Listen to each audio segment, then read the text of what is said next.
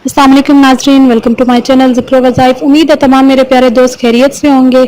नाज़रीन, आज की वीडियो एक थोड़ी स्पेशल टॉपिक पे है, मेरी कुर्बानी से रिलेटेड, कुर्बानी की ईद से रिलेटेड, ज़िलहज के महीने से रिलेटेड।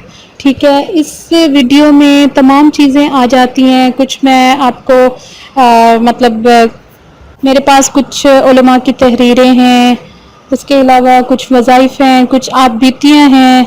मतलब ये सारी चीज़ें जो है आज की वीडियो में मैं आपके साथ शेयर करना चाहती हूँ। थोड़ी सी वीडियो लंबी हो जाएगी, लेकिन मेरा दिल चाह रहा था कि आप लोगों के साथ ये सब कुछ जो है एक ही वीडियो में मैं शेयर कर लूँ। तो चलते हैं वीडियो की तरफ। वीडियो स्टार्ट करने से पहले जो है मेरी एक छोटी सी वही रिक्वेस्ट जो होती है आप सबसे कि काइंडली जिन जिन लोगों ने अब तक मेरे चैनल को सब्सक्राइब नहीं किया तो मेरे चैनल को सब्सक्राइब कीजिए, साथ में बेल का आइकन लाजमी प्रेस कर दिया करें ताकि मेरी हर न्यू आने वाली वीडियो आप लोगों तक नोटिफिकेशन की सूरत में पहुंच जाए। तो नाज़रीन, आज हम जानेंगे कि कुर्बानी एक्चुअली है क्या, कुर्बानी की रूह क्या है, उसकी हकीकत क्या है। ठीक है, हज क्या है, हज के अमाल क्या हैं, हज में हम कौन कौन सी कोताहियाँ कर जाते हैं, हज के महीने में या ज़िलहज के महीने में हम कौन कौन से जो है फ़ज़ाइल हैं ज़िलहज के महीने के, जिन पर हम अमल करके जो है अपने इस महीने को कीमती बना सकते हैं। तो ये सारी चीज़ें जो है आहिस्ता आहिस्ता मैं आपके साथ शेयर करूँगी। तो सबसे पहले नाज़रीन हम देखते हैं कि कुर्बानी असल है क्या। ठीक है, हज़रत मौलाना मुफ्ती रशीद अहमद लुधियानवी रहमतुल्लाह अलैह अपने मवाइज़ में फरमाते हैं कि हज़रत इब्राहीम अलैहिस्सलाम के वाक़ये की असल रूह तामील हुक्म है। ठीक है, मालिक के हुक्म के आगे सर तस्लीम खत्म कर देना। मालिक का हुक्म हुआ कि बेटा कुर्बान करें, बस बेचूं चरा कुर्बानी पेश कर दी। फिर उन्होंने अपनी रहमत से बेटे की बजाय मेंढे की कुर्बानी का हुक्म फरमाया। अल्लाह ताला ने सिर्फ जो है देखना था कि मेरा हुक्म मानते हैं या नहीं मानते। तो हज़रत इब्राहीम अलैहिस्सलाम ने ये नहीं देखा कि मेरा बेटा है या मैं कैसे करूँगा, सिर्फ हुक्म मिला, उस हुक्म पर जो है अमल दरामद किया और बेटे को कुर्बान करने लगे। लेकिन फिर अल्लाह ताला ने अपनी रहमत से बेटे की बजाय मेंढा जो है उसकी कुर्बानी का हुक्म फरमाया। हज़रत इब्राहीम अलैहिस्सलाम ने भी इसकी भी फ़ौरन तामील की। अब अल्लाह ताला को अपने खलील की ये यादगार क़यामत तक कायम रखना मंजूर हुई तो तमाम मुसलमानों को कुर्बानी का हुक्म फरमा दिया। ईद का दिन आते ही मुसलमान इस हुक्म की तामील में लाखों करोड़ों जानवरों का खून बहा देते हैं। ये सब तामील हुक्म की रोशन मिसालें हैं। तो असल चीज़ जिसका बंदे से मुतालबा किया गया है वो हुक्म बजा लाना है, मालिक के इरशाद की तामील। वरना अल्लाह ताला को हमारी कुर्बानी की क्या ज़रूरत है। आखिर इन तक जानवरों का गोश्त और खून नहीं पहुंचता, बल्कि हमारा इखलास और तकवा पहुंचता है। तो इस सारी बात का मकसद क्या है कि हमें हमारा यानी कि नीयत हमारी यहाँ देखी जाती है, हमारा खलूस देखा जाता है, हमारा तकवा देखा जाता है। ये नहीं कि हमने जो है ज़्यादा से ज़्यादा कीमत का जानवर ले लिया है, ज़्यादा से ज़्यादा मोटा ताज़ा ले लिया है, ज़्यादा से ज़्यादा जो है पैसे बहाए हैं, ज़्यादा से ज़्यादा जानवर हमने कुर्बान किए हैं। इस चीज़ पर कोई भी दारोमदार नहीं है। दारोमदार असल हमारी नीयत पर है, हमारे इखलास पर है कि किस नीयत से, किस खलूस के साथ जो है हम कुर्बानी कर रहे हैं। कुर्बानी की असल रूह और इसकी हकीकत ये है कि अल्लाह ताला की मोहब्बत में मुसलमान अपनी तमाम नफसानी ख्वाहिशात को कुर्बान कर दे। जानवर की कुर्बानी में भी यही हिकमत पोशीदा है कि अपनी नफसानी ख्वाहिशात को अल्लाह ताला की मोहब्बत में एक एक कर कर ज़िबा कर दो। हम सिर्फ जानवर की कुर्बानी पर खुश हैं। असल मकसद तो ख्वाहिशात को कुर्बान करना था, लेकिन इन्हें कुर्बान करने की बजाय इनके गुलाम बने हुए हैं। साहिब ईमान जानवरों की कुर्बानी करते वक्त ये साबित कर दे कि या अल्लाह, हम तो हुक्म के बंदे हैं, तेरे हुक्म की तामील में जानवर ज़िबा कर दिए, तेरा हुक्म हुआ तो बेटे भी ज़िबा कर दिए, बल्कि अपने आप को भी ज़िबा कर देते।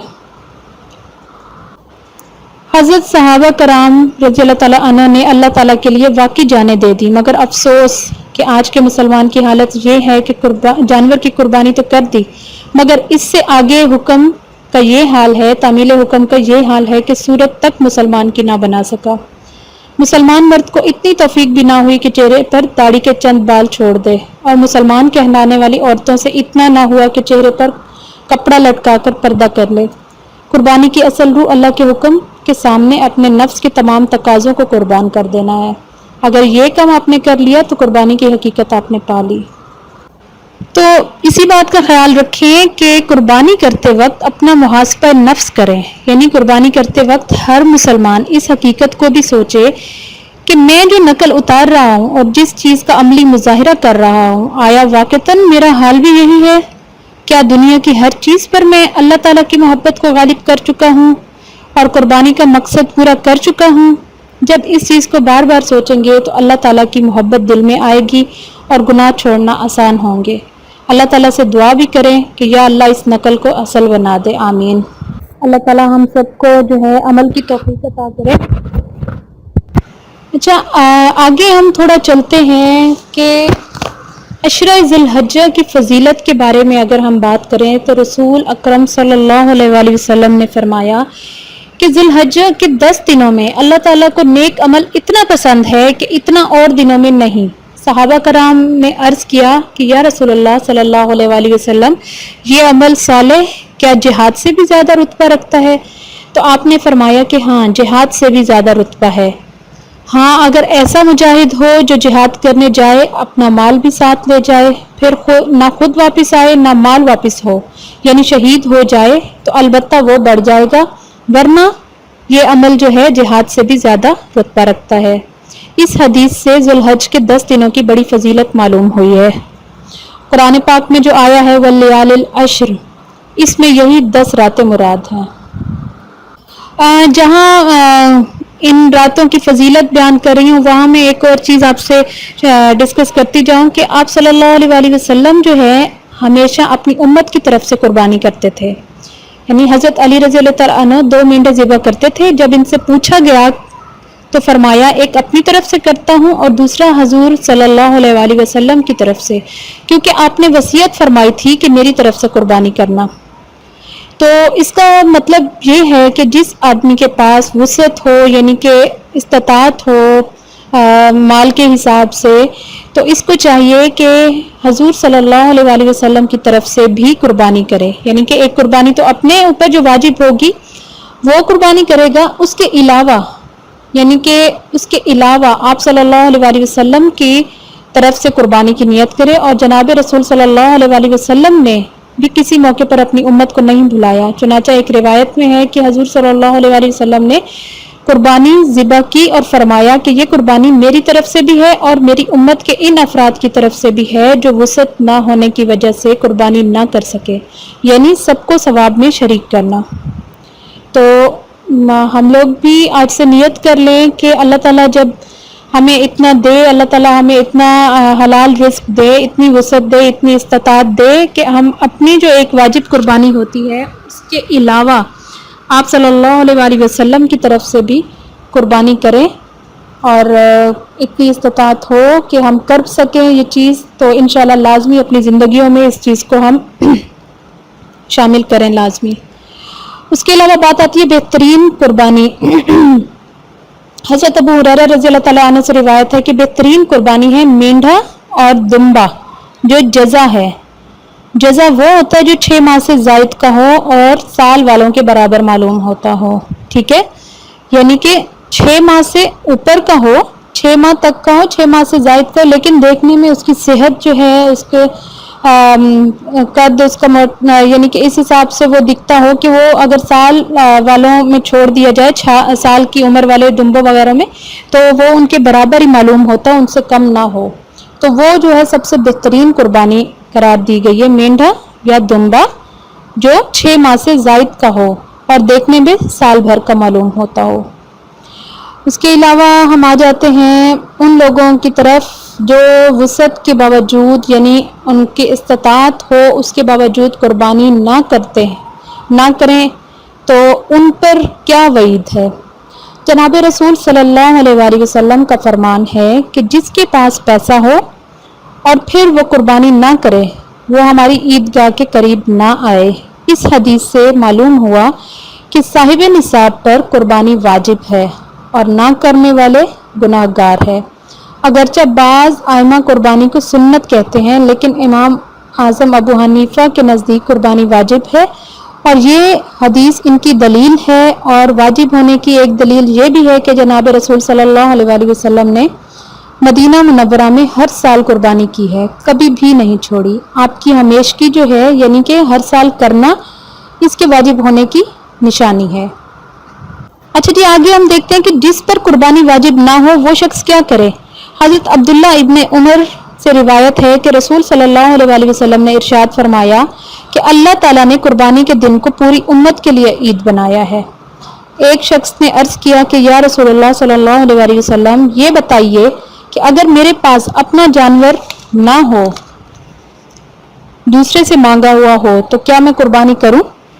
تو فرمایا نہیں، البتہ اپنے بالوں کو صاف کر لیا کرو اور اپنے ناخنوں کو کاٹ لیا کرو اور مونچھوں کو بھی کاٹ لیا کرو اور زیر ناف بال بھی لے لیا کرو، تو تمہیں قربانی کا ثواب مل جائے گا۔ یعنی کہ اس پر واجب نہیں ہے، جن لوگوں پر واجب نہیں ہوتی، جو استطاعت نہیں رکھتے، تو وہ لوگ یہ کام اگر کر لیں تو قربانی کا ثواب مل جاتا ہے۔ قربانی کی نیت کیسے کرتے ہیں؟ قربانی کرتے وقت زبان سے نیت پڑھنا اور دعا پڑھنا ضروری نہیں۔ اگر دل میں خیال کر لیا کہ میں قربانی کرتا ہوں اور زبان سے کچھ نہیں پڑھا، فقط بسم اللہ، اللہ اکبر کہہ کر ذبح کر دیا، تو بھی قربانی درست ہو گئی ہے۔ اس کے علاوہ قربانی جو ہے ہر مسلمان عاقل بالغ مقیم پر واجب ہے جس کی ملک میں 52.5 تولے چاندی یا اسی کی قیمت کا مال اس کی حاجات اصلیہ یعنی ضرورت سے زائد موجود ہو۔ یہ مال خاص سونا چاندی یا اس کے زیورات ہوں یا مال تجارت یا ضرورت سے زائد گھریلو سامان یا جس مکان میں رہتا ہے اس سے زائد کوئی مکان وغیرہ ہو۔ اس کے علاوہ جو مسافر ہوتا ہے اس پر قربانی واجب نہیں ہوتی۔ تیسرا مسئلہ ایک یہ ہے کہ بقر عید کی 10ویں تاریخ سے لے کر 12ویں تاریخ تک کی شام تک قربانی کرنے کا وقت ہے، چاہے جس دن قربانی کرے، لیکن قربانی کرنے کا سب سے بہترین دن بقر عید کا دن ہے، پھر 11ویں تاریخ، پھر 12ویں تاریخ۔ اور 12ویں تاریخ سورج ڈوبنے سے پہلے قربانی کرنا درست ہے، اگر سورج ڈوب گیا تو اب قربانی کرنا درست نہیں ہے۔ گوشت تقسیم کرنے کا طریقہ بھی یہی ہوتا ہے کہ 7 آدمی اگر گائے میں شریک ہوئے ہیں تو گوشت بانٹتے وقت اٹکل سے نہ بانٹے بلکہ خوب ٹھیک ٹھاک تول کر بانٹیں، نہیں تو اگر کوئی حصہ کم زیادہ رہ گیا تو سود ہو جائے گا اور گناہ ہو جائے گا۔ البتہ اگر گوشت کے ساتھ سرے، پائے اور کھال وغیرہ بھی شامل کر لیا تو جس طرف پائے یا کھال ہو اس طرف اگر گوشت کم ہو درست ہے، چاہے جتنا بھی کم ہو، اور جس طرف گوشت زیادہ تھا اس طرف اگر پائے وغیرہ بھی شریک کر دیے تو بھی سود اور گناہ ہو جاتا ہے۔ باقی مسئلہ ہے کہ بکری قربانی کے جانور کی عمر کی اگر ہم بات کریں تو بکری جو ہے سال بھر سے کم کی درست نہیں، جب پورے سال کی بکری ہو تب قربانی درست ہے، اور گائے بھینس 2 برس سے کم کی درست نہیں، پورے 2 برس ہو چکی تب قربانی درست ہے، اور اونٹ جو ہے وہ 5 برس سے کم کا درست نہیں، اور دمبا یا بھیڑ اگر اتنا موٹا تازہ ہو کہ سال بھر کا معلوم ہوتا ہو، اور سال بھر والے بھیڑ دمبوں میں اگر چھوڑ دو تو کوئی فرق نہ معلوم ہوتا ہو، تو ایسے وقت 6 مہینے کے دمبے اور بھیڑ کی قربانی درست ہے، اور اگر ایسا نہ ہو تو سال بھر کا ہونا چاہیے ضرور۔ جو جانور اندھا یا کانا ہو، ایک آنکھ کی تہائی روشنی یا اس سے زیادہ جاتی رہی ہو، یا ایک کان تہائی یا اس سے زیادہ کٹ گیا ہو، یا تہائی دم یا اس سے زیادہ کٹ گئی ہو، تو ایسے جانور کی قربانی درست نہیں ہوتی۔ تو جانور لیتے ٹائم بہت دھیان سے آپ یہ کام کریں۔ اچھا، جہاں اب قربانی کے جانور لینے کی بات ہو رہی ہے تو میں آپ کو ایک بھائی ہیں ان کی آپ بیتی سنا دوں۔ ان کو ایک وظیفے پر بہت زیادہ اعتماد ہے، اکثر وہ وظیفہ کرتے رہتے ہیں، تو انہی کی آپ بیتی میں آپ کو سنا دیتی ہوں۔ عید الاضحیٰ آنے میں انہی کی زبانی میں سناتی ہوں آپ کو، ٹھیک ہے، تاکہ ذرا سننے میں بھی مزہ آئے اور آپ لوگوں کو اس وظیفے پر یقین بھی آئے گا کہ کیسے انہوں نے وظیفہ پڑھا اور اس سے فائدہ حاصل کیا۔ تو چلیں میں آپ کو بتاتی چلوں۔ عید الاضحیٰ آنے میں صرف 2 دن باقی تھے۔ صبح ناشتے سے پہلے ہی بچوں نے آسمان سر پر اٹھا لیا کہ پورے محلے کے بکرے آ چکے ہیں، صرف ہمارا گھر باقی ہے۔ میں نے بچوں کو تسلی دی کہ آج انشاءاللہ ہمارے گھر بھی بکرے رونق افزا ضرور ہوں گے۔ ابھی ناشتہ بھی مکمل نہیں ہوا تھا کہ میرے چھوٹے بیٹے نے مجھے ہاتھ سے پکڑ کر کھینچا کہ جلدی سے جائیں اور بکرا لے کے آئیں۔ میں نے چائے کا کپ ٹیبل پر رکھا اور فون اٹھایا، اپنے کزنز کو فون کر کے کہا کہ بھائی جلدی سے باہر آ جائیں، میں گاڑی لے کر آ رہا ہوں، منڈی چلتے ہیں۔ گھر سے نکلنے سے پہلے میں نے 6 بسم اللہ اور 5 صورتیں پڑھ لی۔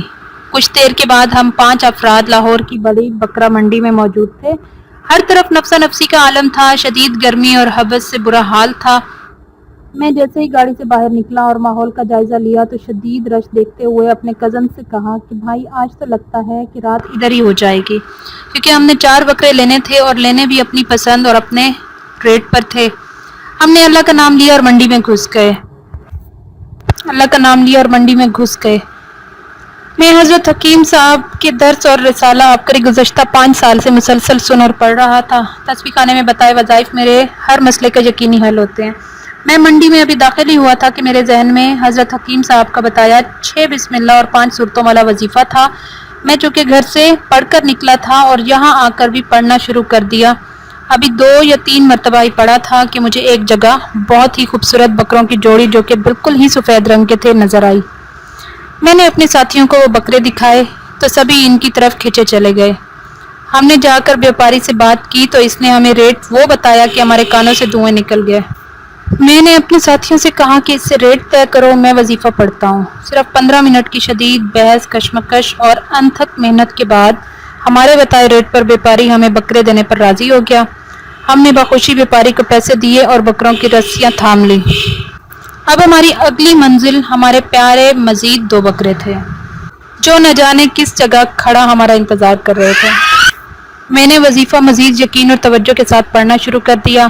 اس کے بعد 4 سے 5 جگہ ہمارا ریٹ طے نہ ہونے کی وجہ سے ہم نے بکرے چھوڑے۔ پھر ایک جگہ مکمل لال رنگ کے بکروں کی جوڑی ہمیں بے حد پسند آئی۔ ہم نے پھر پہلے والا طریقہ آزمایا۔ میں نے وظیفہ پڑھنا شروع کیا اور میرے ساتھیوں نے ریٹ طے کرنا شروع کر دیا۔ نتیجہ اس بار بھی ہمارے حق میں آیا۔ ہم بیوپاری سے جیت گئے اور بیوپاری نے ہار مان کر ہماری لگائی رقم لے کر بکرے ہمارے حوالے کر دیے۔ ہم انتہائی خوش تھے اور حیران بھی کہ اتنے صحت مند، دراز قد اور خوبصورت بکرے اتنی جلدی مل گئے۔ ہم جلدی سے واپس روانہ ہوئے۔ منڈی سے باہر آتے ہی ایک سزوکی پک اپ کروائی، ایک ساتھی پک اپ والے کے ساتھ بیٹھا اور گھر روانہ ہو گئے۔ جب میں گھر پہنچا تو صرف پونے 2 گھنٹے میں ہم 4 بہترین ریٹ پر بہترین بکرے خرید کر آرام سے صوفے پر بیٹھے شکنجبی پی رہے تھے۔ جب میں نے اپنی جیب میں موجود بقایا رقم گنی تو میری امید سے پورے 25,000 روپے بکرے سستے مل گئے تھے۔ 4 خوبصورت بکرے میرے لون کی خوبصورتی بڑھا رہے تھے۔ بچے اور بیگم انتہائی خوش تھے۔ محلے دار بکرے دیکھ کر مجھے مبارکباد دے رہے تھے اور میں محترم حضرت حکیم صاحب کو دعائیں دینے میں مشغول تھا۔ بے شک ان کے بتائے وظائف میری زندگی کی تمام پریشانیاں ختم کر رہے ہیں۔ وہ پریشانیاں چاہے گھریلو ہوں، کاروباری، جسمانی یا روحانی، وظائف کو میں یقین اور توجہ اور دھیان سے کرتا ہوں اور پرسکون زندگی گزارتا ہوں۔ آپ بھی جب اس مرتبہ منڈی جائیں تو گھر سے نکلنے سے پہلے 6 بسم اللہ اور 5 صورتیں پڑھ کر نکلیں اور منڈی جا کر کم از کم 3 مرتبہ تو ضرور پڑھ لیں اور پھر کمال ربی دیکھیں۔ وظیفہ کا طریقہ اب میں آپ کو بتاتی چلوں۔ جو انہوں نے وظیفے کا طریقہ بتایا ہے یہ تو تھی ان کی آپ بیتی، آگے بتاتے ہیں وہ وظیفے کا طریقہ۔ وظیفہ اس طرح پڑھیں، پہلے مکمل بسم اللہ، مکمل تسمیہ یعنی بسم اللہ الرحمن الرحیم پڑھیں، پھر سورۃ کافرون یعنی قل یا ایھا الکافرون، پھر بسم اللہ الرحمن الرحیم اور سورۃ نصر اذا جاء نصر اللہ والفتح، پھر بسم اللہ الرحمن الرحیم اور سورۃ اخلاص یعنی قل ھو اللہ احد، پھر بسم اللہ الرحمن الرحیم سورۃ فلق قل اعوذ برب الفلق، اس کے بعد پھر بسم اللہ الرحمن الرحیم سورۃ ناس قل اعوذ برب الناس، اور سورۃ ناس پڑھنے کے بعد ایک مرتبہ پھر بسم اللہ الرحمن الرحیم یعنی تسمیہ مکمل طور پہ آپ پڑھ لیں۔ اس طرح یہ 6 بسم اللہ اور 5 صورتیں ہو جائیں گی۔ ایک مرتبہ پھر میں آپ کو بتاتی چلوں۔ بسم اللہ سے آپ جیسا کہ ہم ہر صورت بسم اللہ سے سٹارٹ کرتے ہیں تو بسم اللہ الرحمن الرحیم پڑھیں گے، اس کے بعد سورۃ قل یا ایھا الکافرون، اس کے بعد بسم اللہ پڑھ کے سورۃ اذا جاء نصر اللہ والفتح، پھر بسم اللہ پڑھ کے قل ھو اللہ، پھر بسم اللہ پڑھ کے قل اعوذ برب الفلق، اور پھر بسم اللہ پڑھ کے قل اعوذ برب الناس۔ یہ ہو گئی ٹوٹل 5 صورتیں۔ یہ پوری صورتیں بسم اللہ کے ساتھ پڑھنے کے بعد اینڈ میں ایک مرتبہ پھر ہم بسم اللہ الرحمن الرحیم پڑھ لیں گے۔ اس طرح سے کل ملا کے 6 مرتبہ بسم اللہ بنتی ہے اور 5 صورتیں بنتی ہیں۔ تو یہ جو ہے ایک وظیفہ کہہ لیں اس وظیفے کو آپ سب لوگ آزمائیں اس مرتبہ. ان بھائی نے اتنے زیادہ یقین سے یہ وظیفہ کہا ہے تو ظاہر سی بات ہے کہ یقین سب سے اہم بات ہوتی ہے. تو آپ سب لوگ بھی اس مرتبہ ظاہر سی بات ہے جانور تو آپ نے لینے ہیں، تو اپنے جو آپ کے والدین ہیں، مطلب والد ہیں، آپ کے والد صاحب ہیں، بھائی ہیں، شوہر حضرات ہیں، جو بھی لوگ ہیں جو منڈی جاتے ہیں، ظاہر سی بات ہے عورتیں تو نہیں جا سکتی، تو آپ لوگ بھی اس وظیفے کو لازمی جو ہے پڑھیں. تو اللہ تعالیٰ کی کلام ہے تو ظاہر سی بات ہے اس کی برکت تو لازمی پڑے گی. تو انشاءاللہ تعالیٰ آپ بھی اچھے جانور سستے ریٹس میں آپ لے کے آئیں گے انشاءاللہ. اچھا جی، یہ تو میں نے آپ کو بتایا جانور لینے کا وظیفہ، اچھا جانور لینے کا وظیفہ. اب ہم چلتے ہیں کہ عید الاضحیٰ پر رب کریم کو راضی کرنے والا آسان عمل آج میں آپ کو بتانے جا رہی ہوں. مدرجہ ذیل جو بھی میں اعمال آپ کو بتانے جا رہی ہوں جو میں نے نوٹ کیے ہوئے ہیں، وہ اعمال جو ہیں ہمارے بزرگان دین اور صالحین کے آزمودہ اور منقول شدہ ہیں، جن کے شائع کرنے کا یا بتانے کا مقصد جو ہے مخلوق خدا کو تسبیح اور مصلی کے ساتھ غیر شرعی اعمال کی بجائے نوافل اور تسبیحات کے ساتھ جوڑنا ہے. ٹھیک ہے، تو کوشش کیجئے کہ ان پر عمل کریں. ٹھیک ہے، اور اپنے جو ہے اس مہینے کو، اپنی اس عید کو اپنی زندگی کی قیمتی عید بنائیں، قیمتی مہینہ بنائیں. یا کیونکہ سال میں ہمیں ایک مرتبہ یہ مہینہ ملتا ہے، اس مہینے کی عبادت باقی مہینوں سے افضل ہوتی ہے. تو کوشش کریں کہ اس کو جو ہے زیادہ سے زیادہ ہم اپنے لیے قیمتی بنائیں، تاکہ آنے والے وقت میں ہمارے لیے یہ بہت زیادہ فائدہ مند ثابت ہو. قیامت کا دن ہو گیا، روز محشر ہو گیا، اس دن ہم اپنے اس وقت پر فخر کریں. تو چلتے ہیں، آج جو میں آپ کو بتانے جا رہی ہوں ذی الحج کے حوالے سے وظائف میں کچھ بتانے جا رہی ہوں. ذی الحج اسلامی سال کا 12واں مہینہ ہے. حضور نبی صلی اللہ علیہ وآلہ وسلم نے فرمایا کہ تمام مہینوں کا سردار رمضان المبارک کا مہینہ ہے، اور تمام مہینوں میں حرمت والا مہینہ ذی الحج ہے. ان کی جو وظائف ہیں، حضرت علی رضی اللہ تعالیٰ عنہ سے مروی ہے کہ حضور اکرم صلی اللہ علیہ وآلہ وسلم نے ارشاد فرمایا کہ وقوف عرفہ میں اس دعا سے افضل اور کوئی قول یا عمل نہیں ہے. اللہ تعالیٰ اس دعا کے پڑھنے والے کی طرف توجہ فرماتا ہے. حضرت علی رضی اللہ تعالیٰ عنہ فرماتے ہیں کہ نبی اکرم صلی اللہ علیہ وآلہ وسلم عرفات میں قبلہ رو ہو کر دعا مانگنے والے کی طرح دونوں دستے مبارک پھیلا کر 3 مرتبہ لبیک فرماتے تھے. پھر 100 مرتبہ یہ فرماتے تھے لا الہ الا اللہ وحدہ لا شریک لہ لہ الملک ولہ الحمد یحیی و یمیت بیدہ الخیر وہو علی کل شیء قدیر. پھر سے میں دہراتی چلوں کہ نبی اکرم صلی اللہ علیہ وآلہ وسلم عرفات میں قبلہ رو ہو کر، یعنی قبلے کی طرف منہ کر کے دعا مانگنے والے کی طرح دونوں ہاتھ اٹھا کر 3 مرتبہ لبیک فرماتے تھے. پھر 100 مرتبہ یہ فرماتے تھے لا الہ الا اللہ وحدہ لا شریک لہ لہ الملک ولہ الحمد یحیی و یمیت بیدہ الخیر وہو علی کل شیء قدیر. پھر 100 مرتبہ یہ مبارک کلمات ارشاد فرماتے تھے لا حول ولا قوة الا باللہ العلی العظیم اشہد ان اللہ علی کل شیء قدیر وان اللہ قد احاط بکل شیء علما. میں دہراتی چلوں، یہ الفاظ 100 مرتبہ یہ پھر پڑھتے تھے لا حول ولا قوة الا باللہ العلی العظیم اشہد ان اللہ علی کل شیء قدیر وان اللہ قد احاط بکل شیء علما. اس کے بعد 3 مرتبہ یہ فرماتے تھے ان اللہ هو السمیع العلیم. 3 مرتبہ یہ الفاظ فرماتے تھے ان اللہ هو السمیع العلیم. پھر 3 مرتبہ سورۃ فاتحہ یعنی الحمدللہ، 3 مرتبہ الحمدللہ پڑھتے تھے سورۃ فاتحہ. ہر مرتبہ سورۃ فاتحہ بسم اللہ الرحمن الرحیم سے شروع فرماتے تھے اور آمین پر ختم کرتے تھے. اس کے بعد پھر 100 مرتبہ سورۃ اخلاص یعنی قل هو اللہ پڑھتے تھے 100 مرتبہ. ٹھیک ہے، پھر ایک مرتبہ یہ پڑھتے تھے بسم اللہ الرحمن الرحیم اللہم صلی علی النبی الامی ورحمۃ اللہ وبرکاتہ. میں دہراتی چلوں، ایک مرتبہ یہ پڑھتے تھے 100 مرتبہ سورۃ اخلاص پڑھنے کے بعد ایک مرتبہ بسم اللہ الرحمن الرحیم اللہم صلی علی النبی الامی ورحمۃ اللہ وبرکاتہ. اس کے بعد آپ صلی اللہ علیہ وآلہ وسلم جو چاہتے دعا فرماتے. حضور نبی کریم صلی اللہ علیہ وآلہ وسلم ارشاد فرماتے ہیں کہ جو شخص اس طرح دعا کرتا ہے فرشتوں سے اللہ تعالیٰ فرماتا ہے میرے بندے کو دیکھو، اس نے میرے گھر کی طرف رخ کیا، میری بزرگی بیان کی، تسبیح اور تحلیل میں مشغول ہوا، اور جو صورت مجھے سب سے زیادہ محبوب تھی وہی پڑھی، اور میرے رسول پر درود بھیجا.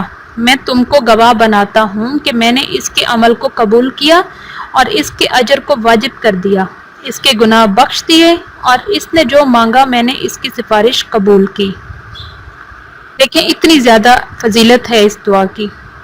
اس کے بعد جو کوئی عید الاضحیٰ کی شب یعنی کہ ٹھیک ہے عید الاضحیٰ کی شب جو ہے 4 رکعت نفل نماز اس طرح سے پڑھے کہ ہر رکعت کے بعد 70 مرتبہ درود پاک پڑھے تو اللہ تعالیٰ اس کے گناہوں کی معافی عطا فرمائے گا.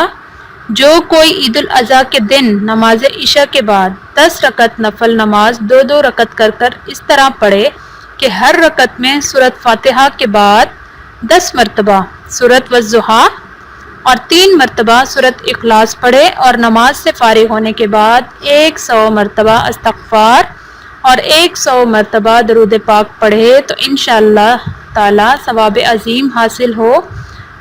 میں دوبارہ بتاتی چلوں آپ کو، میں دہراتی چلوں کہ جو کوئی عید الاضحیٰ کے دن نماز عشاء کے بعد 10 رکعت نفل نماز 2 رکعت کے ساتھ اس طرح پڑھے کہ ہر رکعت میں سورۃ فاتحہ کے بعد 10 مرتبہ سورۃ والضحیٰ اور 3 مرتبہ سورۃ اخلاص پڑھے اور نماز سے فارغ ہونے کے بعد 100 مرتبہ استغفار اور 100 مرتبہ درود پاک پڑھے تو انشاءاللہ تعالی ثواب عظیم حاصل ہو. اور جو کوئی عید الاضحیٰ کی شب 12 رکعت نفل نماز 2 رکعت کر کے اس طرح پڑھے کہ ہر مرتبہ پہلی رکعت میں سورۃ فاتحہ کے بعد 1 مرتبہ آیت الکرسی اور دوسری رکعت میں سورۃ فاتحہ کے بعد 3 مرتبہ سورۃ اخلاص پڑھے، سلام کے بعد 1 مرتبہ سبحان اللہ والحمد للہ پڑھے، پھر 10 مرتبہ سورۃ اخلاص 1 مرتبہ سورۃ ناس پڑھے تو انشاءاللہ اس کو 10 شہیدوں کا ثواب عطا ہوگا اور اللہ تعالیٰ اپنے فضل و کرم سے اسے جنت الفردوس میں جگہ عنایت فرمائے گا. دوبارہ میں اس عمل کو دہراتی چلوں، پہلے ایک بتایا، دوسرا یہ ہے کہ جو کوئی عید الاضحیٰ کی شب 12 رکعت نفل نماز 2 رکعت کے ساتھ اس طرح پڑھے کہ ہر مرتبہ پہلی رکعت میں سورۃ فاتحہ کے بعد 1 مرتبہ آیت الکرسی اور دوسری رکعت میں سورۃ فاتحہ کے بعد 3 مرتبہ سورۃ اخلاص پڑھے، سلام کے بعد 1 مرتبہ سبحان اللہ والحمد للہ پڑھے، پھر 10 مرتبہ سورۃ اخلاص 1 مرتبہ سورۃ ناس پڑھے تو انشاءاللہ تعالی اس کو 10 شہیدوں کا ثواب عطا ہوگا اور اللہ تعالیٰ اپنے فضل و کرم سے اسے جنت الفردوس میں جگہ عنایت فرمائے گا انشاءاللہ تعالی. اس کے بعد آ جاتا ہے عید الاضحیٰ کے دن کی نماز.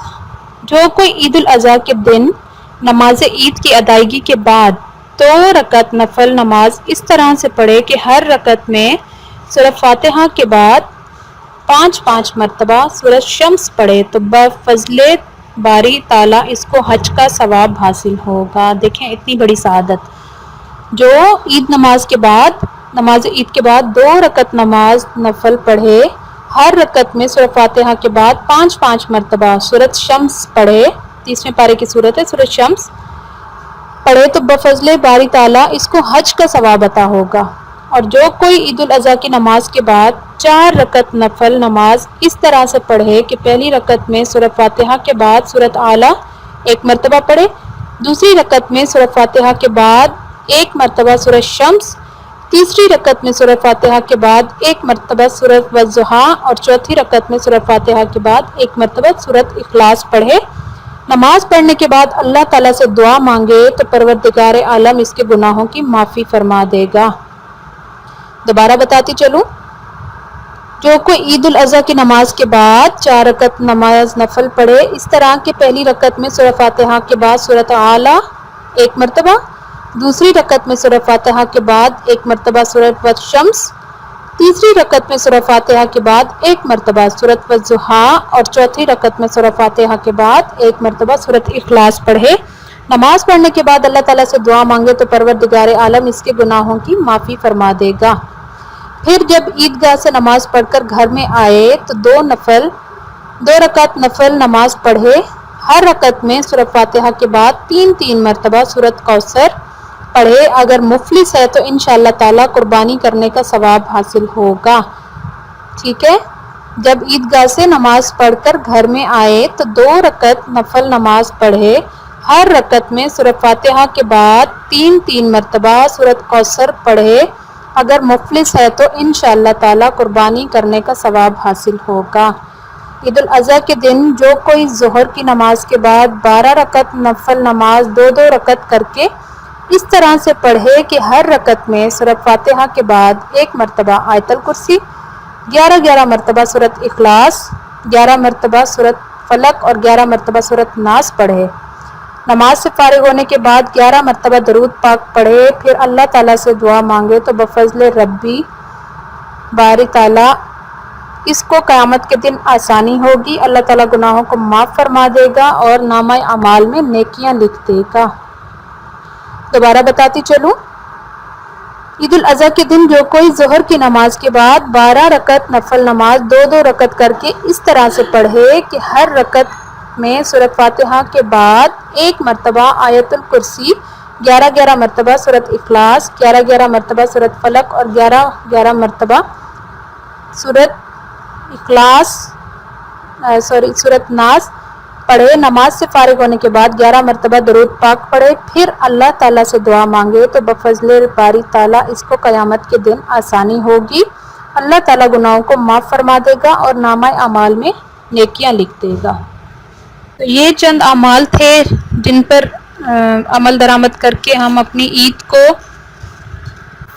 کو قیمتی بنا سکتے ہیں، اپنے وقت کو قیمتی بنا سکتے ہیں، اپنے اس مہینے کو قیمتی بنا سکتے ہیں انشاءاللہ تعالی۔ یہ باتیں ہو گئیں کچھ اعمال سے ریلیٹڈ، اور اب میں آپ کو کچھ پوائنٹ ایسے بتانے لگی ہوں کہ آج کل دیکھیں خوش نصیب لوگ جو حج کرنے گئے ہوئے ہوں گے تو آپ کے ارد گرد کافی لوگ ایسے ہوں گے جو حج بیت اللہ سے آئیں گے انشاءاللہ حج کرنے کے بعد۔ تو اکثر جو ہے زیادہ تر آپ جب بھی مبارکباد دینے جاتے ہیں تو لازمی آپ کو کھجور اور پانی آب زمزم لازمی دیا جاتا ہے، ٹھیک ہے۔ تو حج کا مبارک مہینہ ہے، آئندہ چند دنوں میں حجاج کرام کی واپسی شروع ہو جائے گی، ٹھیک ہے۔ واپس آئیں گے اور تقریباً ہر دوسرے گھر والا جو ہے آب زمزم کا تحفہ قبول کرے گا۔ تو آج جو ہے آب زمزم کے بارے میں چند حقائق آپ کو بتاتی چلوں۔ زمزم مکہ مکرمہ میں واقع ایک تاریخی کنویں کا پانی ہے جسے نبی اکرم صلی اللہ علیہ وآلہ وسلم نے بیماریوں سے شفا کے علاوہ دوسرے مسائل کا حل بھی قرار دیا ہے۔ ایک حدیث قدسی کے مطابق زمزم کا پانی جس غرض سے بھی پیا جائے مفید ہے۔ جب حضرت حاجرہ علیہ السلام اپنے نومولود بیٹے کو صحرا میں حکم ربی کی تعمیل میں لے کر بیٹھی تھی تو بچہ پیاس سے تڑپنے لگا۔ اس مصیبت کے وقت بچے کی ایڑیاں رگڑنے سے زمین سے پانی پھوٹ پڑا۔ انہوں نے پانی کو ضائع ہونے سے بچانے کے لیے اس کے ارد گرد مٹی کی دیوار بنائی اور پکارا زمزم، ٹھہر جا، جس کا مطلب ہے ٹھہر جا۔ پیاس سے تڑپتے عظیم بچے کے پاؤں کے نیچے سے پھوٹ نکلنے والا پانی نے اسلام میں بڑی اہمیت پائی۔ نبی کریم صلی اللہ علیہ وآلہ وسلم نے فرمایا، جس کا مفہوم ہے کہ زمزم کو کھڑے ہو کر قبلہ رو ہو کر احترام سے پیا جائے، اسے 3 سانس لے کر دائیں ہاتھ میں برتن لے کر پیا جائے، یعنی دائیں ہاتھ سے پیا جائے۔ پینے سے پہلے یہ دعا پڑھی جائے، اللہم انی اسألک علما نافعا ورزقا واسعا وشفاء من کل داء۔ ترجمہ اس کا کیا ہے؟ اے اللہ، میں تجھ سے مانگتا ہوں نفع والا علم، کشادگی والا رزق اور تمام بیماریوں سے شفا۔ حضور نبی اکرم صلی اللہ علیہ وآلہ وسلم کو زمزم کا پانی پینے کا اتنا اشتیاق تھا کہ مدینہ منورہ سے حاکم مکہ کو ہدایت فرمائی کہ ان کا پیغام بھی ہے، دوا بھی ہے اور غذا بھی ہے۔ ان کا پیغام اگر شام کو ملے تو صبح کا انتظار نہ کرے، اور صبح کو ملے تو شام ہونے سے پہلے ان کے لیے ماء زمزم روانہ کیا جائے۔ زمزم کا پانی شفا بھی ہے، دوا بھی ہے اور غذا بھی ہے۔ آب زمزم سے زیادہ مصفا، صاف اور شفاف، پاکیزہ اور صحت بخش پینے کا پانی کرۂ ارض پر موجود نہیں۔ آب زمزم کینسر، شوگر، بلڈ پریشر، تیزابیت، بدہضمی اور دوسرے امراض کا شافی علاج ہے۔ باقاعدگی سے آب زمزم پینے سے حافظہ تیز ہوتا ہے۔ آنکھوں میں اس کے قطرے بطور دوا ڈالے جائیں تو متعدد امراض چشم کا علاج ہے، بینائی بڑھاتا ہے وغیرہ۔ یہ صرف کاغذی نسخہ نہیں بلکہ ہزاروں سال کا آزمودہ ہے۔ اس کے علاوہ آپ لوگ دیکھیں گے کہ جب کسی کے گھر میں مطلب آپ آب زمزم کو لازمی اپنے گھر میں جو ہے نا سیو رکھا کریں، تھوڑا بہت جو ہے لازمی رہنے دیا کریں آپ، کیونکہ ایک تو جو بخار کی شدت ہوتی ہے، کسی کو اگر خدا نخواستہ گھر میں بخار ہو جاتا ہے تو اگر بخار میں آب زمزم دیا جائے تو بخار کی شدت کو ختم کرتا ہے۔ آب زمزم کے جس بھی نیت سے یہ پیا جائے تو اللہ تعالیٰ اس نیت کو پورا کرتا ہے، اس مراد کو پورا کرتا ہے۔ اس کے علاوہ یہ ہے کہ جب بھی آپ کسی حاجی سے ملاقات کریں تو آپ اس چیز پہ لازمی دھیان دیں کہ ایک عقیدت سے ملتا ہے انسان، ٹھیک ہے۔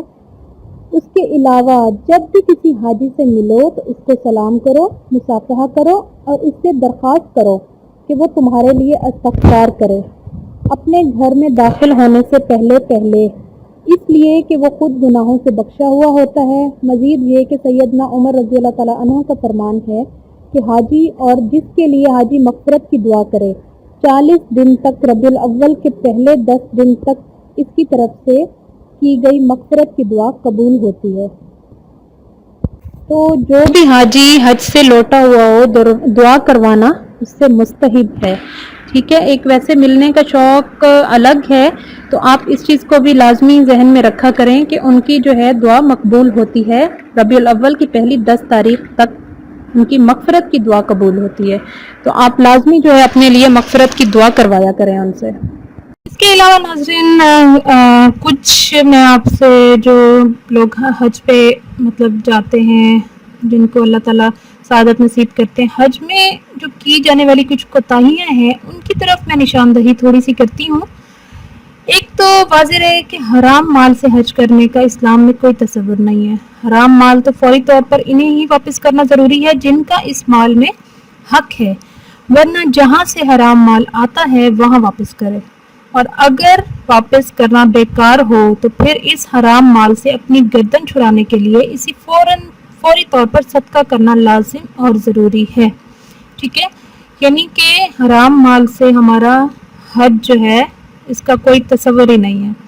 ہر حاجی کے لیے اور عمرے پر جانے والے ہر شخص کے لیے ضروری ہے کہ وہ پہلے اپنے مال کا جائزہ لے، اگر خدا نخواستہ حرام مال ہو، کسی کا حق مار کر مال حاصل کیا گیا ہو تو اسے واپس کر کے حلال کمائی جمع کرے، پھر حج عمرہ کرے۔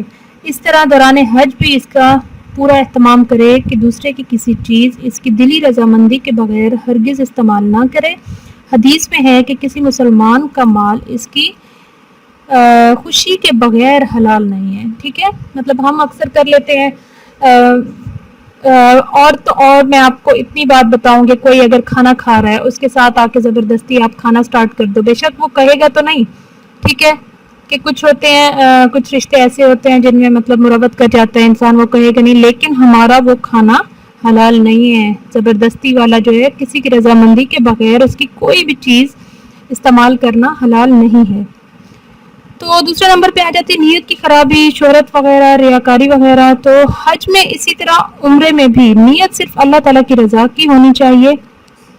کسی کو دکھانے کی یا شہرت اور مشہوری کی نیت ہو تو عبادت بیکار ہے، بے ثواب ہو جاتی ہے۔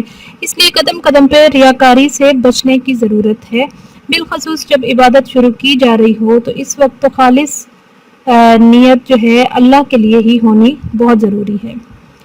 قرآن مجید نے سورۃ بقرہ میں جہاں حج کا ذکر کیا ہے وہاں 3 خرابیوں سے خاص طور پر منع کیا گیا ہے، جس کا ترجمہ ہے جس نے حج کے مہینے میں اپنے اوپر حج لازم کر لیا تو حج میں نہ فحش بات ہو، نہ گناہ ہو اور نہ جھگڑا ہو۔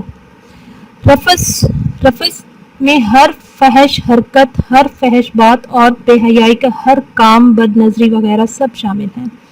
احرام باندھنے کے بعد آدمی اپنی بیوی سے ہم بستری بھی نہیں کر سکتا، اس طرح اپنی بیوی سے کھلی فحش گفتگو یا بیوی سے بوس و کنار کرنا بھی جائز نہیں ہے۔ جب حج میں اپنی بیوی سے یہ سب باتیں ناجائز ہیں، حالانکہ وہ اس کی بیوی اور یہ اس کا شوہر ہے، تو اندازہ کیا جا سکتا ہے کہ غیر مرد، غیر عورت، دوستوں وغیرہ سے اس کی گفتگو کیسے جائز ہو سکتی ہے۔ اس لیے ہر حاجی پر لازم ہے کہ وہ زبان اور اعضاء کو قابو میں رکھے، کوئی ایسی گفتگو اور ایسی حرکت نہ کرے جو فحش کے دائرے میں آتی ہو۔ اس طرح نامحرم کو شہوت کے ساتھ دیکھنے سے بھی مکمل اجتناب کریں۔ گناہ کے کام میں آ جاتا ہے کہ حج میں نیکی کی توفیق کم ہو تو فائدہ کم ہوگا، لیکن خرابی پیدا نہ ہوگی۔ حج میں اصل ضرورت تقویٰ کی ہے کہ ہر قسم کی گناہ سے مکمل اجتناب کرے، کیونکہ گناہوں سے خرابی پیدا ہوتی ہے۔ جو گناہ احرام باندھنے سے پہلے بھی حرام اور گناہ تھے، وہ احرام کھلنے کے بعد بھی حرام اور گناہ ہوں گے۔ ان سے تو ہر حال میں بچنا ضروری ہے۔ اور جو گناہ صرف احرام کے دوران گناہ ہے، مثلا احرام کے دوران خوشبو لگانا، بال ناخن کتروانا وغیرہ، ان سے بھی حج میں بچنا ضروری ہے۔ نمبر 5 پوائنٹ آتا ہے جھگڑا۔ حج میں بڑا اجتماع ہوتا ہے، گھر کا آرام ختم ہو جاتا ہے، ظاہر سی بات ہے، ہمیں پتہ ہے، اور سفر کی مشقت زیادہ ہوتی ہے، ہر طرح کے لوگوں سے واسطہ پڑتا ہے، جس کی وجہ سے اکثر لوگوں کا مزاج چڑچڑا ہو جاتا ہے، لہجے میں تلخی آ جاتی ہے۔ لہٰذا حاجی کے لیے سفر حج میں اپنے اوپر قابو رکھنا، صبر و تحمل اختیار کرنا، قدم قدم پر غصے کا گھونٹ پینا اور ہر خلاف مزاج بات پر محض اللہ تعالیٰ کی رضا کے لیے صبر کرنا انتہائی ضروری ہے۔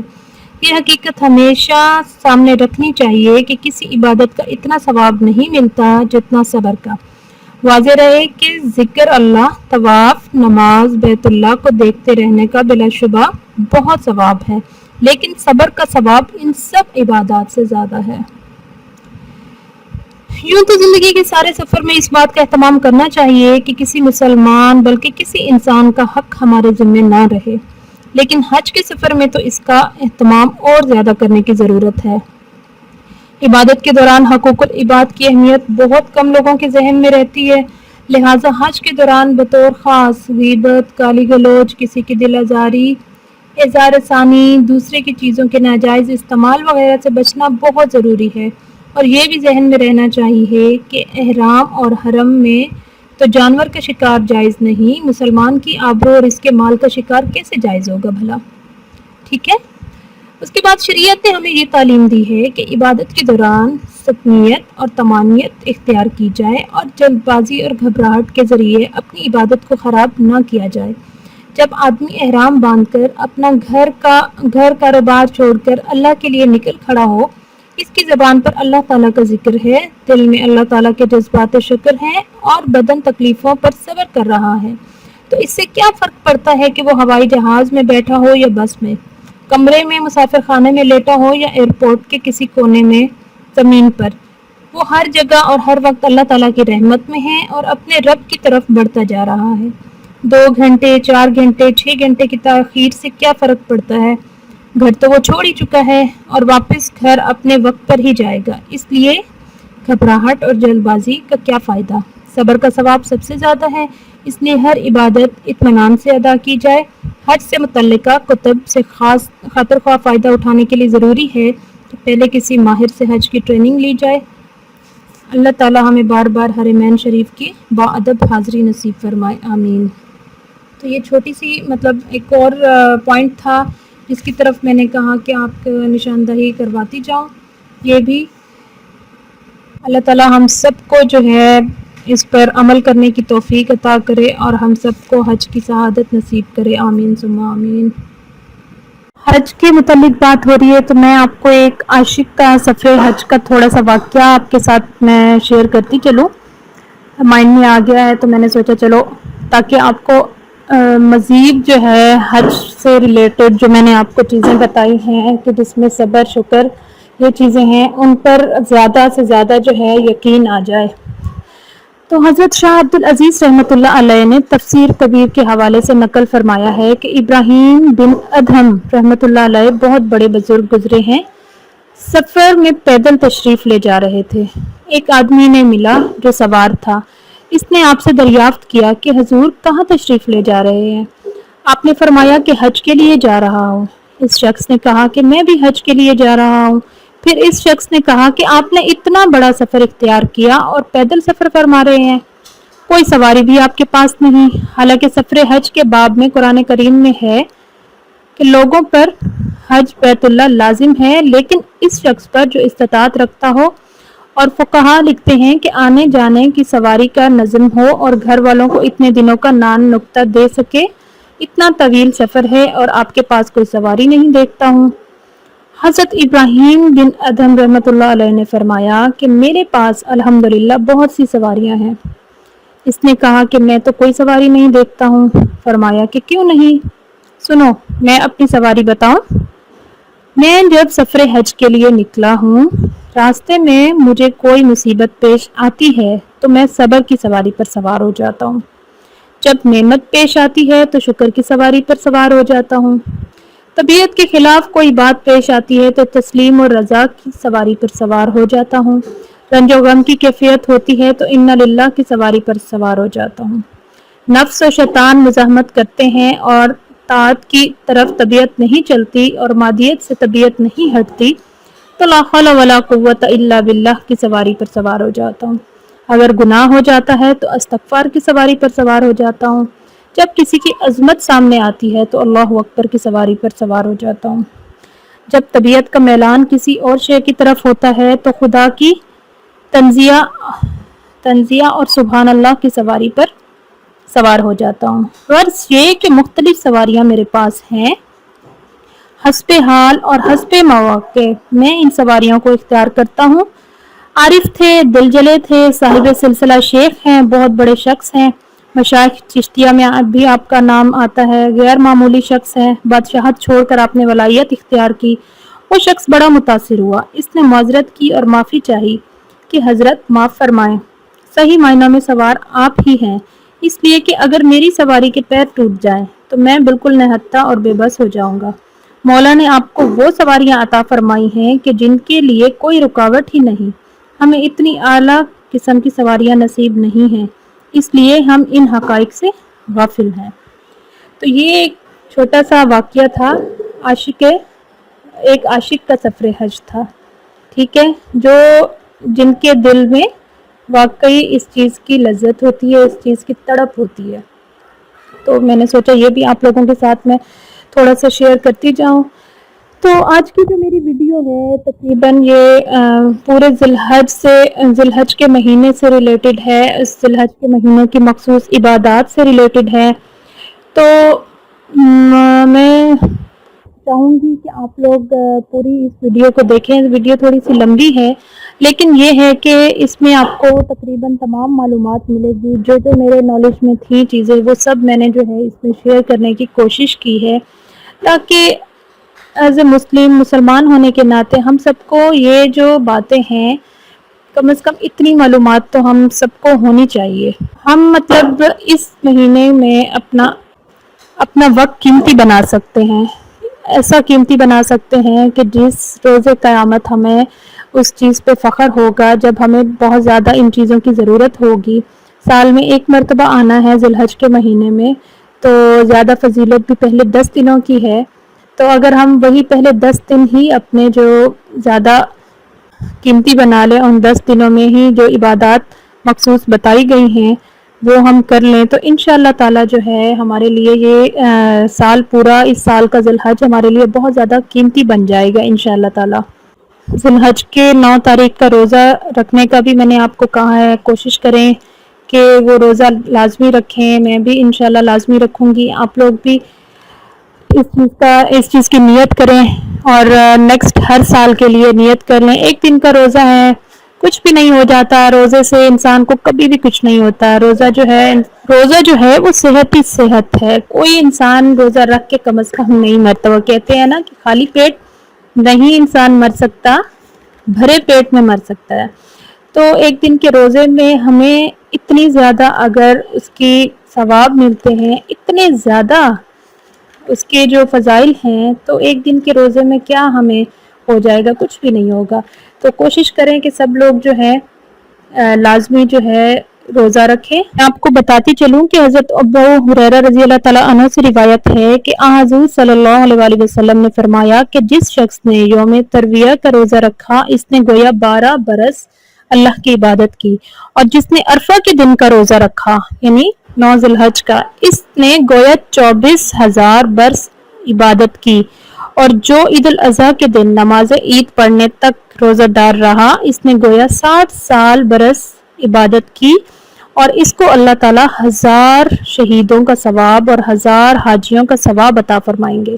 دیکھیے اتنی بڑی جو ہے بات ہے، یہ چھوٹی بات نہیں، اتنی بڑی بات۔ یہ اب جس بندے پہ مطلب قربانی جنہوں نے کرنی ہوتی ہے، تو مطلب ہمارے امی ابو وغیرہ اکثر یہی کرتے ہیں کہ جس ٹائم عید نماز پڑھنے کے بعد قربانی ہوتی ہے، قربانی کے بعد قربانی تک ان کا روزہ ہوتا ہے، صبح سے کچھ نہیں کھاتے، تو اس کا دیکھیں اتنا بڑا ثواب لکھا گیا ہے۔ جو عید الاضحیٰ کے دن نماز عید پڑھنے تک روزہ دار رہا، اس نے گویا 60,000 برس عبادت کی، اور اس کو اللہ تعالیٰ 1000 شہیدوں کا ثواب اور 1000 حاجیوں کا ثواب عطا فرمائے گا انشاءاللہ تعالیٰ۔ تو عہد کرتے ہیں انشاءاللہ لازمی اس مرتبہ روزہ ہم رکھیں گے۔ ایک اور جگہ ارشاد ہے، حضرت ابو موسیٰ اشعری رضی اللہ تعالیٰ عنہ روایت کرتے ہیں کہ حضور اکرم صلی اللہ علیہ وآلہ وسلم نے ارشاد فرمایا، جس نے اپنے آپ کو قربانی کے دن کھانے پینے جمع سے روکا، اس وقت تک کہ عید کی نماز پڑھ لی جائے، تو گویا اس نے تمام سال اللہ کی عبادت کی۔ ٹھیک ہے، یہاں سے دیکھیں، آپ اندازہ لگائیں کہ کتنا زیادہ، کتنے درجات ہیں، کتنے ثواب ہیں۔ ہمیں اگر ایک مرتبہ بھی ان کا جو ہے احساس ہو جائے، احساس ایک مرتبہ دل میں جاگ اٹھے کہ یہ عبادات اتنے بڑے ثواب ہیں، اور ان کے جو ہیں ہماری زندگی پہ کیا اثرات پڑیں گے، تو ہم کبھی چھوڑیں ہی نہ یہ چیزیں۔ بس بات صرف وہی ہوتی ہے کہ ہم لوگوں کا دین سے اتنی زیادہ دوری ہو گئی ہے کہ ان چیزوں کی اہمیت ہی نہیں رہی۔ ہمیں جس پڑھنے کی حد تک، کسی کو سنانے کی حد تک یہ چیزیں جو ہے بس اٹریکٹیو لگتی ہیں، کرنے کے لیے جو ہے ہمیں بس ہر چیز میں سستی ہو جاتی ہے، ہمیں ٹائم نہیں ملتا، ہمیں وقت نہیں، حالانکہ ان چیزوں کے لیے وقت نکالنا پڑتا ہے، کیونکہ یہ خالص ہمارے اپنے لیے ہے۔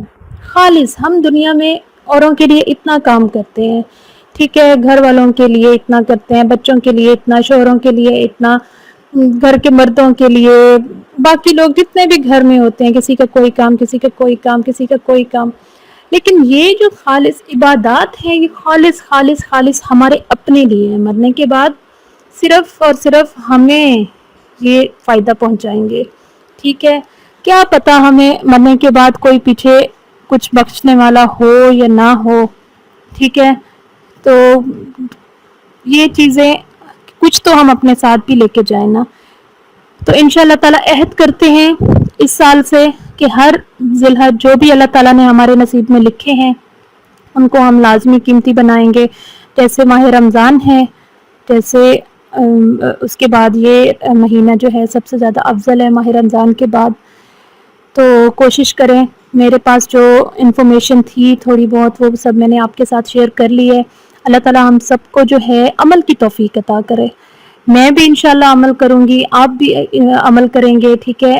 اور جو لوگ جو بھی عمل کریں گے تو پلیز پلیز پلیز مجھے خصوصی اپنی دعا میں یاد رکھیے گا، کیونکہ غیب کے لیے دعا غیب جو کرتا ہے وہ لازمی قبول ہوتی ہے۔ اللہ تعالیٰ ہدایت سے ہم سب کو اپنے پیارے بندوں میں شامل کرے، اور ہر سال جو ہے ہر سال نہیں، ہر لمحہ نیکی کرنے کی توفیق عطا کرے، اپنے پیارے بندوں میں ہمارا شمار کرے، ہم اللہ تعالیٰ کو پسند آ جائیں، کیونکہ جب ہم اللہ تعالیٰ کو پسند آ جائیں گے تو ہم کسی کو بھی پسند آ سکتے ہیں، ٹھیک ہے، ہم ہر کسی کو پسند آئیں گے۔ جب اللہ راضی ہو جائے گا تو اللہ کی مخلوق ساری ہم سے راضی ہو جائے گی۔ تو امید کرتی ہوں ویڈیو پسند آئی ہوگی، کوشش کیجیے گا پلیز پوری ویڈیو دیکھنے کی، تاکہ جو انفارمیشن ہے چاہے وقفے سے دیکھیں، لیکن ٹرائی لازمی کیجیے گا کہ پوری ویڈیو دیکھیں، آپ لوگ, اور دعاؤں میں مجھے یاد کیجیے گا, اور کمنٹ کر کے لازمی اپنے جو رائے کا اظہار لازمی کیجیے گا میرے ساتھ شیئر آپ لوگ, کہ کیسی لگی آپ کو ویڈیو, یا کس نے کیا عمل کیا, کس کی لائف میں جو یہ عید الاضحیٰ یا یہ ذی الحج کا مہینہ پہلے سے ڈفرینٹ رہا ہے, تو یہ چیز لازمی کمنٹ میں شیئر کیجیے گا. آپ کا فیڈ بیک میرے لیے حوصلہ افزائی کا کام کرتا ہے. اس کے علاوہ ویڈیو کو زیادہ سے زیادہ شیئر کیجیے گا تاکہ زیادہ سے زیادہ لوگوں تک یہ ساری معلومات پہنچے. اینڈ میں ایک مرتبہ پھر میری ریکویسٹ, جن لوگوں نے ابھی تک میرے چینل کو سبسکرائب نہیں کیا تو کائنڈلی میرے چینل کو آپ لوگ سبسکرائب کیجیے, اور ساتھ میں بیل کا آئکن بھی لازمی پریس کر دیا کریں تاکہ میری ہر نیو آنے والی ویڈیو آپ لوگوں تک نوٹیفیکیشن کی صورت میں پہنچ جائے. امید کرتی ہوں ویڈیو پسند کریں گے آپ لوگ. پسند آئے تو لائک کر دیجیے گا. دعاؤں میں خصوصاً یاد رکھیے گا پلیز. اور انشاءاللہ نیکسٹ ویڈیو میں پھر ملتے ہیں. تب تک کے لیے اجازت چاہتی ہوں. اللہ حافظ.